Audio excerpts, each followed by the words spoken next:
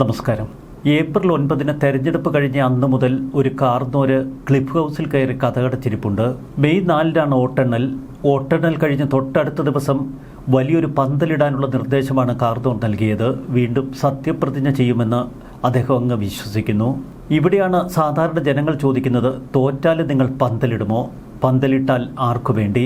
ഈ തോൽവി അദ്ദേഹത്തെ ആരൊന്ന് പറഞ്ഞു മനസ്സിലാക്കുമെന്ന ഭീതിയിലാണ് ഇപ്പോൾ AKG സെന്ററിലുള്ള പാപം പാർട്ടി നേതാക്കൾ. LDF തോറ്റു എന്ന് പിണറായി വിജയനെ ആര് പറഞ്ഞു മനസ്സിലാക്കും? ഇതിനിടയിൽ മദ്രാസിലേക്കൊന്ന് പോയി ഒരു ചികിത്സ, അമേരിക്കയിലേക്ക് പോകാനൊക്കെ പ്ലാൻ ചെയ്യുന്നു. CPM ജനങ്ങളിൽ നിന്ന് എത്രമാത്രം അകന്നു എന്ന് വ്യക്തമാക്കുന്നതാണ് ഇന്നലെ പുറത്തുവന്ന എക്സിറ്റ് പോളുകൾ. എക്സിറ്റ് പോളുകൾ കണ്ട CPM നേതാക്കൾക്കൊരാശ്വാസം. ദൈവമേ, ബംഗാളിൻ്റെ ഗതി കേരളത്തിലുണ്ടായില്ലല്ലോ.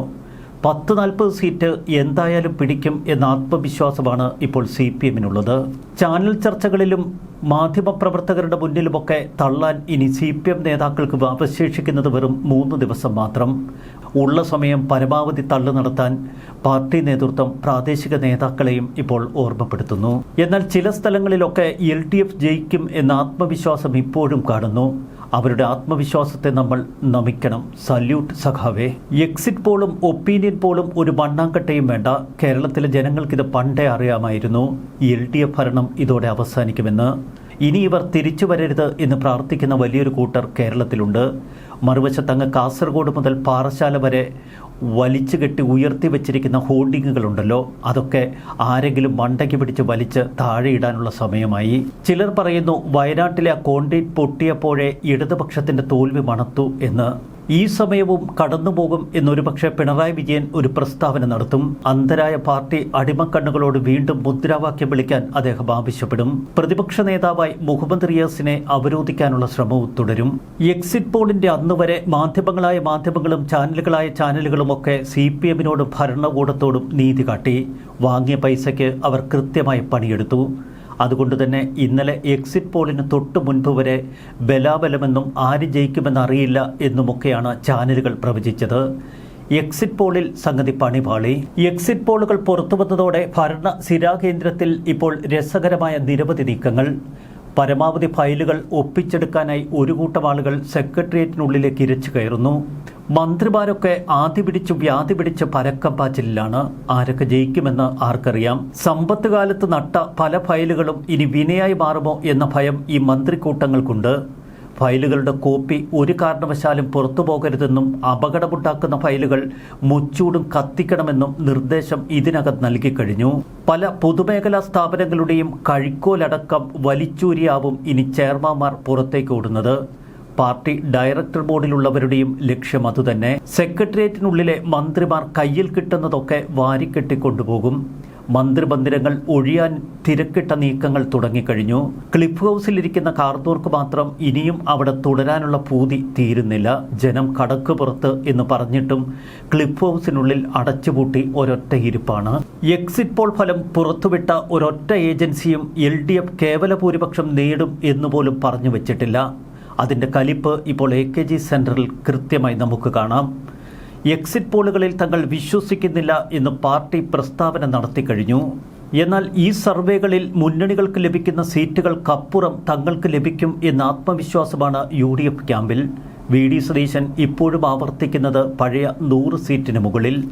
UDF ഭരണം പിടിക്കുമെന്നുറപ്പായതോടെ ഉദ്യോഗസ്ഥരൊക്കെ ഇപ്പോൾ രമേശ് ചെന്നിത്തലയുടെ വീട്ടിലേക്കും VD സതീശന്റെ വസതിയിലേക്കും കുതിക്കുന്നു. ഇനി കഷ്ടകാലത്തിനെങ്ങാനും KC വന്നാലോ എന്ന് കരുതി KCയുടെ ചില പിന്നണി ടീമുകളെ തേടിയും ഉദ്യോഗസ്ഥർ നെടുനീളം ഓട്ടം തുടങ്ങി. പോലീസ് ഉദ്യോഗസ്ഥരൊക്കെ മറുകണ്ഠം ചാടി. അല്ലെങ്കിൽ തന്നെ LDFും CPMും ഒക്കെ നാടിന് അപകടമാണ് എന്ന് പോലീസ് ഉദ്യോഗസ്ഥർ പരസ്യമായും രഹസ്യമായും UDF ക്യാമ്പുകളോട് പറഞ്ഞു തുടങ്ങി. ഏത് എക്സിറ്റ് പോൾ എടുത്താലും പരമാവധി 69 സീറ്റ് എന്ന കണക്കാണ് LDFന് വിധിച്ചിരിക്കുന്നത്. അതുകൊണ്ട് തന്നെ ഒരു കാരണവശാലും അവർ ഭൂരിപക്ഷം നേടില്ല എന്നുറപ്പിച്ചു കഴിഞ്ഞു. UDF 71 മുതൽ 79 വരെ സീറ്റുകൾ നേടുമെന്ന് PMark ഏജൻസിയുടെ കണ്ടെത്തൽ. LDFന് 62 മുതൽ 69 സീറ്റുകൾ വരെയാണ് PMark പറയുന്നത്. ആക്സിസ് മൈ ഇന്ത്യ ദേശക വെൽഡിക്റ്റും UDFന് 90 സീറ്റിന് മുകളിൽ കിട്ടുമെന്ന് പറയുന്നു. പീപ്പിൾസ് സർവേയിൽ UDFന് പ്രവചിക്കുന്നത് 85 സീറ്റ്. മധ്യ കേരളം തൂത്തുവാരുമെന്നാണ് Axis My India exit poll. വടക്കൻ കേരളത്തിലും UDF ആധിപത്യം. വടക്കൻ കേരളത്തിൽ UDF ആധിപത്യം ഉറപ്പിക്കുന്നതോടെ കണ്ണൂർ കോട്ടകൾ നിലംപൊത്തുമെന്ന് വ്യക്തം. NDTV സർവേയും സമാനമായ റിസൾട്ടുകളാണ് പുറത്തുവിട്ടിരിക്കുന്നത്. ചുരുക്കത്തിൽ ഒരു രക്ഷയുമില്ല സഖാവേ എന്ന നിലവിളി AKG സെന്ററിൽ മുഴങ്ങുന്നു. പീപ്പിൾസ് ഇൻസൈഡ് സർവേയിൽ BJP 14 സീറ്റുകൾ നേടുമെന്ന് പറഞ്ഞിരിക്കുന്നു. അതുമാത്രമാണ് BJPക്ക് ആകെയുള്ള വലിയൊരാശ്വാസം. എന്നാൽ മറ്റ് സർവേകളിലൊക്കെ 0 മുതൽ 3 സീറ്റുകൾ വരെ BJPക്ക് പ്രവചിക്കുന്നു. ആക്സിസ് മൈ ഇന്ത്യയുടെ പ്രവചനം വ്യക്തമാണ്. മുസ്ലിം ക്രിസ്ത്യൻ വോട്ടുകൾ UDFന് അനുകൂലമായി ഏകീകരിച്ചു. ഇതുതന്നെയാണ് കേരള കോൺഗ്രസ് മാണി വിഭാഗത്തോട് മധ്യതിരുവിതാംകൂറിലെ ക്രിസ്ത്യൻ സമുദായം ആവർത്തിച്ചു പറഞ്ഞത്. ഇക്കുറി ഞങ്ങൾ LDFന് വോട്ട് ചെയ്യില്ല, നിങ്ങൾ UDFിലേക്ക് കടന്നു വരാൻ. മെത്രാന്മാരും അജഗണങ്ങളുമൊക്കെ ഒന്നാകെ വിളിച്ചു പറഞ്ഞെങ്കിലും ജോസ് കെ മാണിയുടെ പാർട്ടി പച്ചക്കൊടി കാട്ടിയില്ല. അതിനവർ അനുഭവിക്കുക തന്നെ ചെയ്യുമെന്നാണ് ഇപ്പോൾ UDF പറയുന്നത്.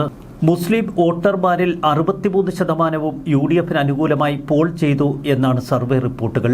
എന്നാൽ നായർ വോട്ടുകളിൽ ഭൂരിപക്ഷം ഇക്കുറി വീണത് LDFനെന്ന് സർവേ റിപ്പോർട്ടുകൾ സൂചിപ്പിക്കുന്നു. Axis My India exit poll സർവേയിലാണ് നായർ വോട്ടുകളുടെ ഈ ഷിഫ്റ്റ് കൃത്യമായി ചൂണ്ടിക്കാട്ടുന്നത്. LDFന് 34%, UDFന് 31%, NDA 28% നായർ വിഭാഗം പിന്തുണച്ചു. എന്നാൽ പട്ടികജാതി വിഭാഗങ്ങളിൽപ്പെട്ട 57% ഇക്കുറിയും LDFനൊപ്പം നിന്നു. 33% പിന്തുണ UDFന്. ഈഴവ വോട്ടുകളിൽ 47% ഇക്കുറിയും LDFന് അനുകൂലം, 26% UDFന് അനുകൂലം.